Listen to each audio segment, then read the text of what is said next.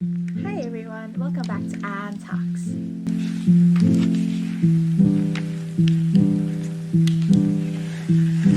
Today we will be talking about a completely different topic, not related to habits, but kind of is. We will be talking about how can I tell if a friend is impacting me in the right way. So before we proceed with the video, I'd like you to know that these are based on my opinions and the factors that I consider in a friendship. So please don't use it as a step-by-step. However, I'd love to hear your opinions and thoughts about this and share that in the comments down below. Now, let's dive right into the video. So the first factor we'll talk about is the effect on mood. So as you know, friends play an important role in our emotional well-being. So usually when you hang out with someone, how do you feel afterwards? Do you feel anxious, scared, angry, unmotivated? Or do you feel uplifted, motivated, and happy? So let me illustrate this with an example to make it a bit clear.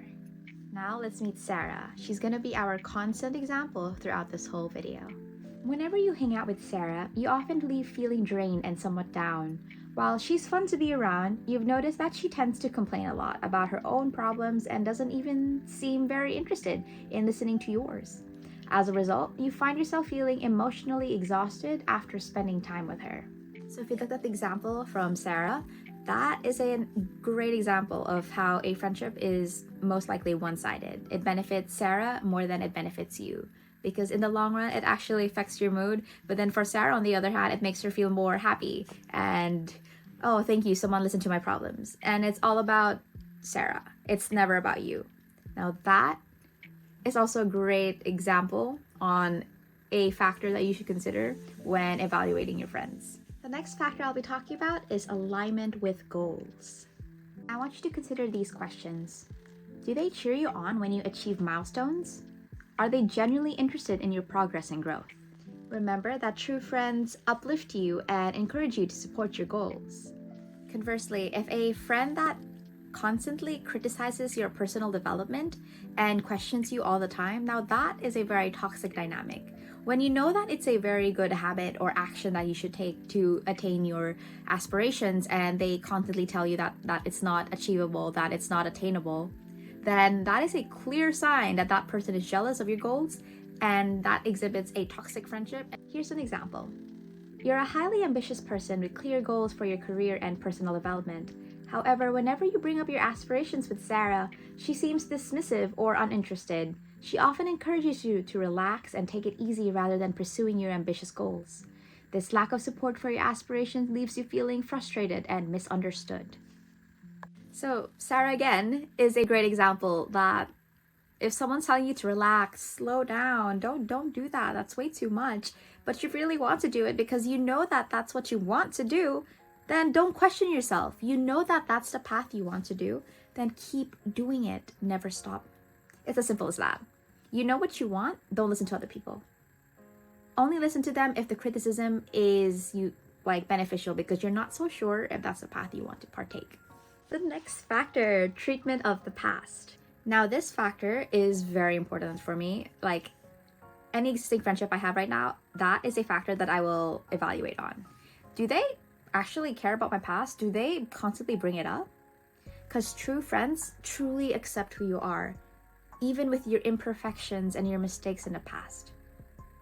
Not only that, true friends will never bring up the past again. They know that it's something that you don't want to be reminded of, and they know that you've changed for the better. They will no longer bring that up.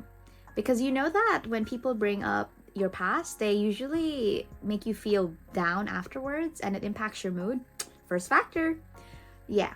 So that is definitely a clear sign that you should stop being friends with them. Because a true friend is most likely to encourage you that, that used to be your past, but I know that you're doing better.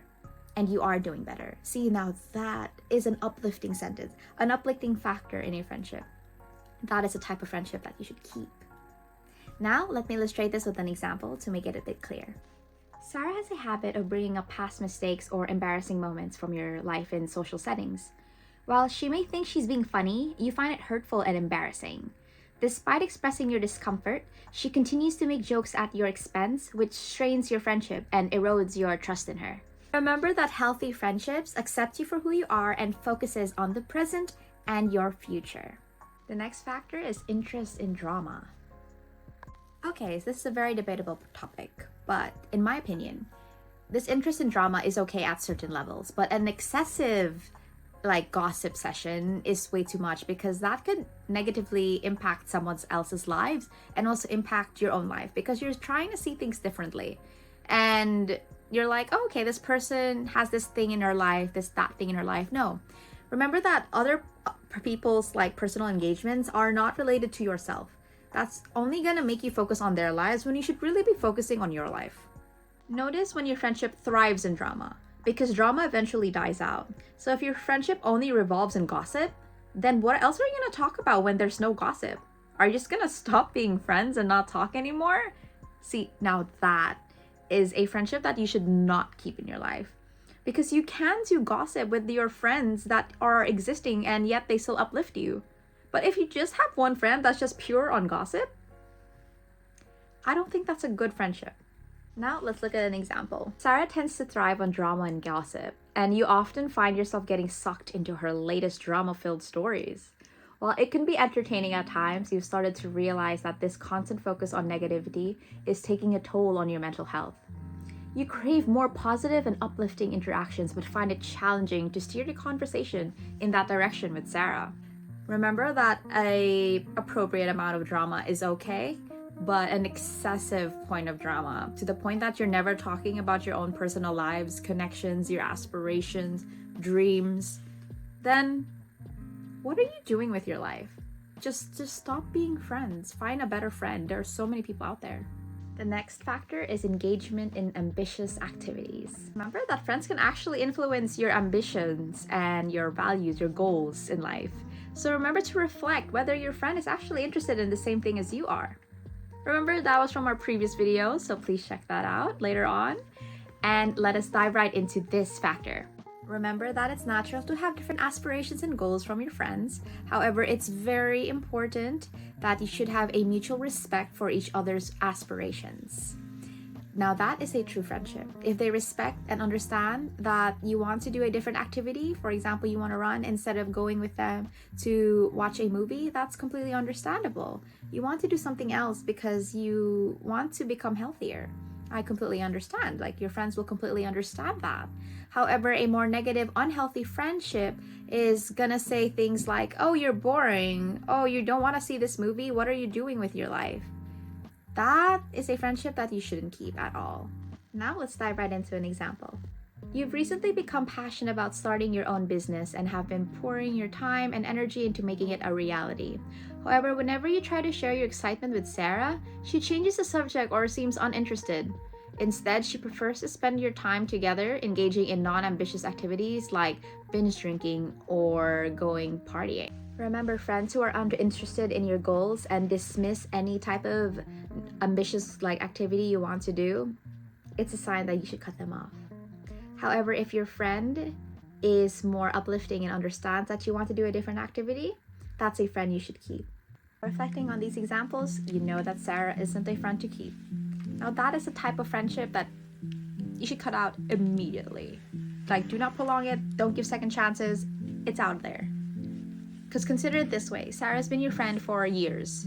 It's fine to let go of friends that don't suit your current aspirations or goals, no matter how long you've been friends. That is an important reminder.